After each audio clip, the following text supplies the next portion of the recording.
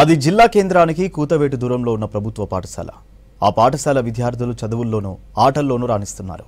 ఆ పాఠశాలలో సరైన సౌకర్యాలు లేక విద్యార్థులు అవస్థలు పడుతున్నారు. నిజామాబాద్ నగర శివారులోని సారంగపూర్ పాఠశాలలో 220 మంది విద్యార్థులకు ఒకే వాష్రూమ్ ఉంది. విద్యార్థులు టాయిలెట్కి వెళ్లేందుకు భారీ క్యూ కట్టాల్సిన పరిస్థితి ఏర్పడింది.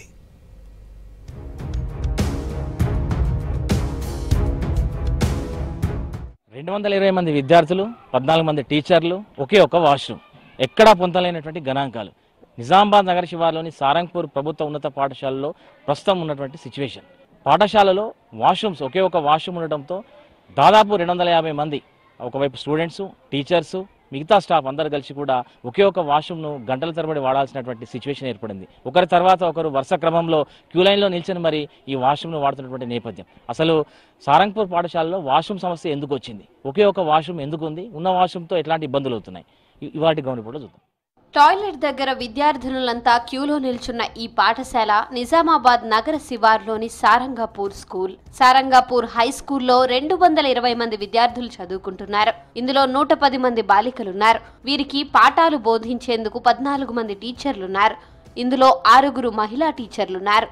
వీరందరికీ కలిపి ఆ పాఠశాలలో ఒకే ఒక వాష్రూమ్ ఉంది. ఉదయం పాఠశాల సమయంలో, ఇంటర్వెల్ సమయంలో, లంచ్ సమయంలో, డ్రిల్, గేమ్స్ సమయాల్లో ఈ టాయిలెట్ దగ్గర పెద్ద క్యూ ఉంటుంది. ఒకే టాయిలెట్ ఉండడం, అందరికీ బ్రేక్ ఒకేసారి ఉండడంతో ఒకరి తర్వాత ఒకరు వెళ్లాల్సిందే. దీంతో ఇబ్బందులు పడుతున్నారు గర్ల్స్. అమ్మాయిలుగా తమకు చాలా సమస్యలుంటాయని ఉన్న ఒక్క వాష్రూమ్ తో నానా అవస్థలు పడుతున్నామంటున్నారు. చాలా సమయం ఇలా క్యూలో నిల్చోవడం వలన సమయం వృధా అవుతుందని, క్లాసులు మిస్ అవుతున్నామని తెలిపారు విద్యార్థినులు. తాము బయటకు వెళ్లలేమని, ఇంటికి వెళ్లి రావాలన్నా రోడ్డు దాటే క్రమంలో ప్రమాదాలు జరుగుతున్నాయని చెప్పారు సారంగపూర్ పాఠశాల విద్యార్థినులు. పాఠశాల మొత్తంలో సగం మంది అమ్మాయిలమే ఉన్నామని, కనీస సౌకర్యాలు కూడా లేవని అసహనం వ్యక్తం చేశారు. ఆడపిల్లలను ఇలాంటి స్కూళ్లకు పంపడానికి తమ పేరెంట్స్ అయిష్టంగా ఉన్నారని తెలిపారు విద్యార్థినులు. మళ్ళీ బయటికి పోదామనంటే ఊర్ల వాళ్ళ అన్నల వల్ల ప్రాబ్లమ్స్ అవుతున్నాయని బయటకు కూడా పోతలేం. ఇంటికి పోదామనంటే ఇల్లు దూరం ఉంది, రోడ్డు దాటాలా, రోడ్డు దాటితే యాక్సిడెంట్స్ అవుతాయేమో అని మళ్ళీ పోకుండా ఇటే ఉంటున్నాం. ఇంటర్వెల్ కూడా ఇన్ని అయిపోతుంది. మళ్ళీ క్లాసులు ఉన్నప్పుడు మళ్ళీ మధ్యలోకి ఏం చేస్తానేమో క్లాసులు అన్నీ డిస్టర్బ్ అవుతున్నాయి. బాత్రూమ్లు లేక మేము మొత్తం ఇదైపోతున్నాం. గర్ల్స్ ప్రాబ్లమ్స్ అందరికీ తెలుసు కదా, బాత్రూమ్స్ కట్టియాలి. అవును, అక్కడ కొన్ని రోజులు చేసిర్రు, తర్వాత మధ్యలో నుంచి ఆపేశారు అవన్నీ. అయితే మాకు ఇప్పుడు చాలా ఇబ్బంది అవుతుంది. ముందు ఉన్న వాళ్ళ అక్క వాళ్ళకు కూడా చాలా ఇబ్బంది అయ్యింది. అందుకోసమే ఒక్క బాత్రూంలో వెళ్ళాలంటే అందరికీ చాలా ఇబ్బందిగా ఉంది. అందుకోసమే దయచేసి కట్టియాలని తొందరగా కోరుతున్నాం. గర్ల్స్ ప్రాబ్లం ఉన్నాయి. ఇంకా కట్టిండ్రు కానీ సగమే కట్టి ఇచ్చేసిండ్రు. బాయ్స్ అయితే బయటనే వెళ్తారు, బాయ్స్ కూడా లేదు. మాకు చాలా ఇబ్బందిగా ఉంది. అందుకోసం చాలా ఇబ్బందిగా ఉంది. ఇక సీనియర్స్ అక్కలకు కూడా బయటికి రోడ్ దాటాలంటే రోడ్డు మధ్యలో యాక్సిడెంట్ జరిగిందే ఒక అక్కకి యాక్సిడెంట్ జరగడం వల్ల మేము కూడా భయపడతాం. కొంచెం తొందరగా బాత్రూమ్లు కట్టిస్తే మంచిగా ఉంటుంది. గత బీఆర్ఎస్ హయాంలో మన ఊరు మనబడి కింద సారంగపూర్ పాఠశాలకు 11 లక్షలు మంజూరయ్యాయి. ఇందులో భాగంగా 3 అదనపు టాయిలెట్స్, పలు మరమ్మతుల పనులు చేయాల్సి ఉండగా పనులు మొదట్లోనే ఆపేశాడు కాంట్రాక్టర్. బిల్లులు రాకపోవడంతో మధ్యలోనే పనులు నిలిచిపోయాయి.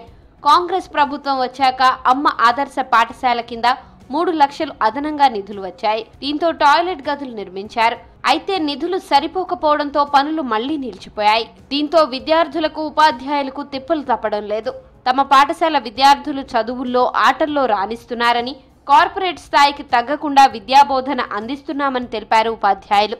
అయితే కాంట్రాక్టర్లు, అధికారుల నిర్లక్ష్యం కారణంగా ప్రభుత్వ పాఠశాలల్లో వసతులు కరువయ్యాయని అంటున్నారు ఉపాధ్యాయులు. ఇలాంటి వసతులు లేని స్కూళ్లకు పంపాలంటే పేరెంట్స్ ఒప్పుకోవడం లేదన్నారు.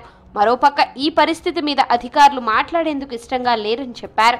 తూతూ మంత్రపు సమాధానాలతో తప్పించుకుంటున్నారని ఆరోపించారు. ఇది మాత్రం బాగా పెద్దది, అంటే రన్నింగ్ ప్రాబ్లం అంటే పెద్ద ప్రాబ్లం ఇదేనండి. ఇప్పుడు ప్రస్తుతం ఇటీవల నిర్వహించిన బడిబాట ప్రోగ్రామ్ లో పిల్లల కోసమై మేము వెళ్ళినప్పుడు కూడా పేరెంట్స్ నుంచి ఎదుర్కొన్న మెయిన్ సమస్య కూడా ఇదే.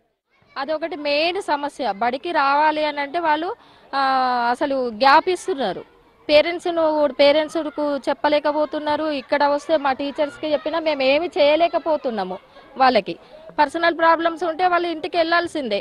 ఇక్కడ ఎక్కడ ప్రైమరీలో లేవు, ఇక్కడ లేవు, ఎక్కడ కూడా లేవు.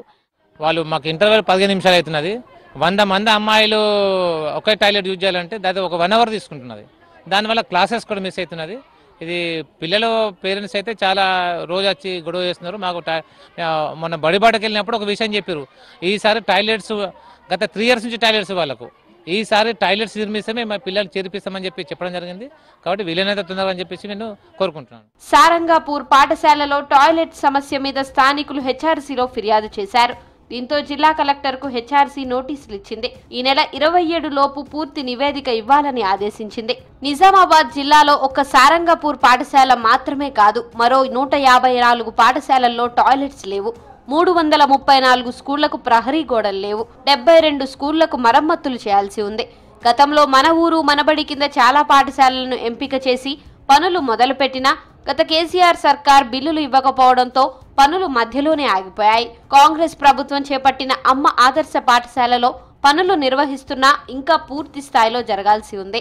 ఆడపిల్లలు ఎక్కువగా ఉన్న సారంగాపూర్ పాఠశాలలో టాయిలెట్స్ కోసం విద్యార్థులు ఇబ్బంది పడ్డం, జిల్లా కలెక్టర్కి హెచ్ఆర్సీ నోటీసులు ఇవ్వడం ప్రస్తుతం రాష్ట్ర వ్యాప్తంగా సంచలనం కలిగించింది.